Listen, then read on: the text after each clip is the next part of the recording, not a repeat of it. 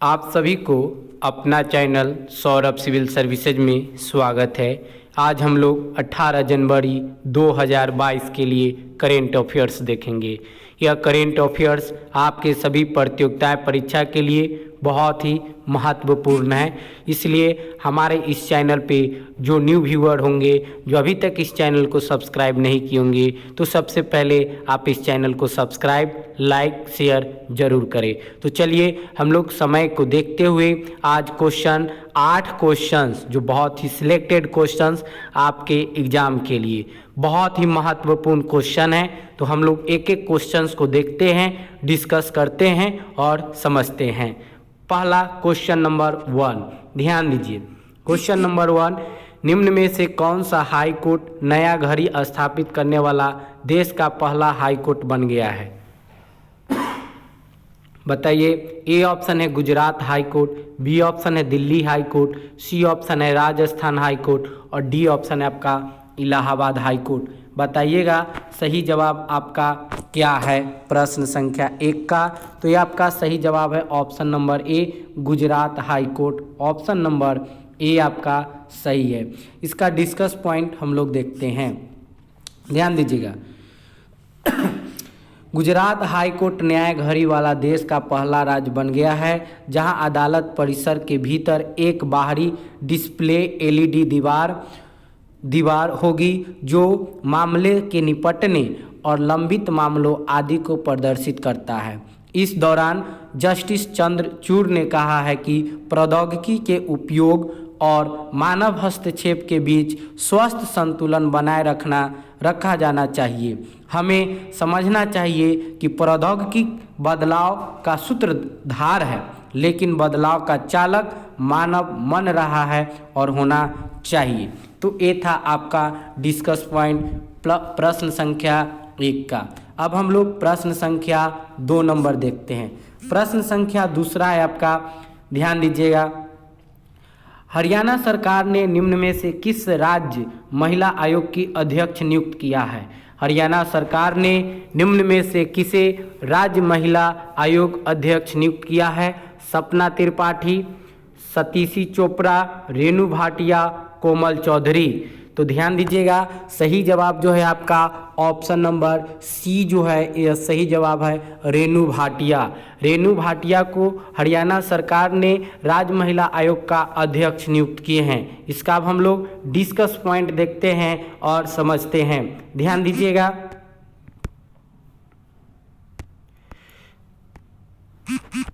हरियाणा सरकार ने एनआईटी फरीदाबाद की रेणु भाटिया को राज्य महिला आयोग की अध्यक्ष नियुक्त किया है। उनकी नियुक्ति 3 वर्ष के लिए हुई है। रेणु भाटिया ने 2008 में बनी 12 मिनट की शॉर्ट फिल्म डीक्यू ड्रामा बेनजीरी एक हत्या में मुख्य किरदार निभाया था। इसके अलावा आयोग की उपाध्यक्ष प्रीति भारद्वाज का कार्यकाल 1 वर्ष बढ़ाया गया। ये था आपका डिस्कस पॉइंट प्रश्न संख्या 2 का। अब हम लोग अगला प्रश्न देखते हैं, 3 नंबर प्रश्न। किस राज्य में पेंच टाइगर रिजर्व में सुपर मॉम एवं कॉलर वाली नाम से मशहूर 17 साल की बाघनी का निधन हो गया? तमिलनाडु, मध्य प्रदेश, उत्तर प्रदेश, राजस्थान। बताइएगा कि सही जवाब आपका प्रश्न संख्या 3 का सही जवाब क्या है? तो सही जवाब आपका ऑप्शन नंबर बी जो है, यह राइट आंसर है Madhya Pradesh. Option number B आपका सही जवाब है मध्य प्रदेश। इसका हम लोग डिस्कस करते हैं कि क्या है लाइन। मध्य प्रदेश में पेंच नेशनल पार्क की सुपर मॉम का निधन हो गया। कॉलर वाली बाघनी के नाम से मशहूर इस बाघनी ने सबसे ज़्यादा 19 सबको जन्म दिया था, जो एक रिकॉर्ड है, जो यह एक रिकॉर्ड है। इस बाघनी का जन्म पेंच नेशनल पार्क में साल 2005 में हुआ था। साल 2008 में उसने पहली बार बच्चों को जन्म दिया। साल 2008 से लेकर 2021 तक बाघनी 8 बार मां बनी और उसने कुल 29 सबकों का जन्म दिया। कॉलर वाली बाघनी ने आखिरी बार जनवरी 2021 में 3 सबकों को जन्म दिया, अब उनका निधन हो गया। ये आपका प्रश्न संख्या 3 का जवाब था, ध्यान दीजिए। अगला प्रश्न है आपका प्रश्न संख्या 4 नंबर क्वेश्चन। हाल ही में किस प्रसिद्ध पर्यावरणविद का 89 वर्ष की उम्र में निधन हो गया? M.K. प्रसाद, मनोज अग्रवाल, रमेश सेठ, अजय त्रिपाठी। बताइएगा कि सही जवाब आपका क्या है। तो सही जवाब आपका यहाँ पर प्रश्न संख्या 4 का ए ऑप्शन है, M.K. प्रसाद। M.K. प्रसाद को 89 वर्ष की उम्र में निधन हो गया। अब हम लोग थोड़ा इसके डिटेल्स को देखते हैं, ध्यान दीजिए।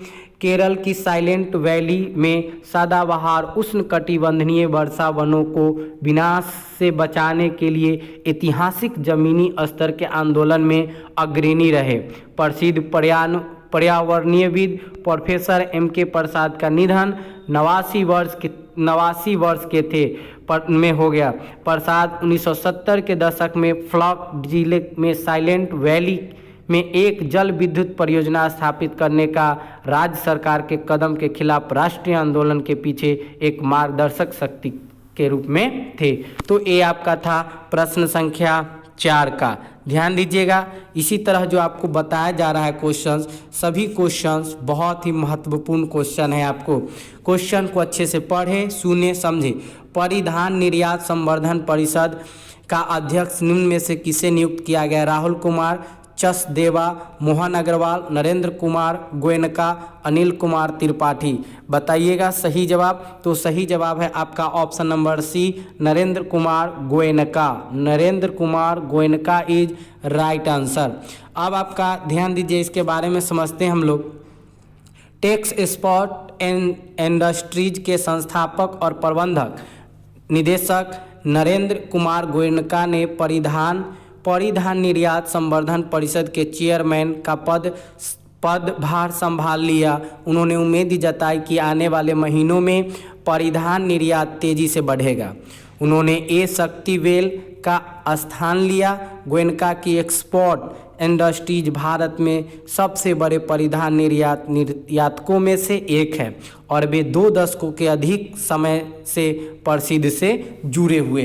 तो ये सब कंटेंट जो है आप अगर समझते हैं तो फिर आसानी वे में आप क्वेश्चंस को एग्जामिनेशन हॉल में आसानी से समझ सकते हैं और फिर जवाब दे सकते हैं। चलिए अगला प्रश्न संख्या 6 नंबर। हाल ही में किस राज्य सरकार ने सिविल सेवा परीक्षा में आयु सीमा 32 वर्ष से बढ़ाकर 38 वर्ष कर दिया? राजस्थान, बिहार, तमिलनाडु, उड़ीसा। बताइएगा प्रश्न संख्या 6 का सही जवाब। तो सही जवाब है आपका ऑप्शन नंबर डी, उड़ीसा ने कर दिया है। कौन कर दिया है? उड़ीसा ने। ध्यान दीजिएगा, समझिएगा। उड़ीसा सरकार ने सरकारी नौकरी के लिए अधिकतम उम्र सीमा 32 साल से बढ़ाकर 38 साल कर दी है। कैबिनेट की बैठक में इस फैसले पर मुहर लग गई है। मीडिया रिपोर्ट के मुताबिक पंचायत चुनाव से पहले राज्य मंत्रिमंडल ने राज्य सरकार की सेवा में प्रवेश के लिए ऊपरी आयु सीमा को 32 वर्ष से बढ़ाकर 38 वर्ष कर दिया है। पंचायत चुनावों की अधिसूचना जारी होने के पहले बुलाई गई कैबिनेट बैठक में राज्य सरकार ने राज्य सिविल सेवाओं के लिए आयु में छूट देने का फैसला किया, क्योंकि बेरोजगारी एक बहुत बड़ा मुद्दा बन रहा है। तो इस तरह से आप सुनिए, समझिए और कंसेप्ट क्लियर कीजिए। प्रश्न संख्या 7। किस राज्य सरकार ने निजी क्षेत्र में स्थानीय निवासियों के लिए 75% नौकरियां आरक्षित की है? बिहार, हरियाणा, तमिलनाडु, बिहार। 2 ऑप्शन आपका सेम मिल गया है। ध्यान दीजिएगा, ये आपका ऑप्शन नंबर बी जो है यह राइट आंसर है, Haryana. Haryana is right answer. आगे इसके बारे में हम लोग समझते हैं।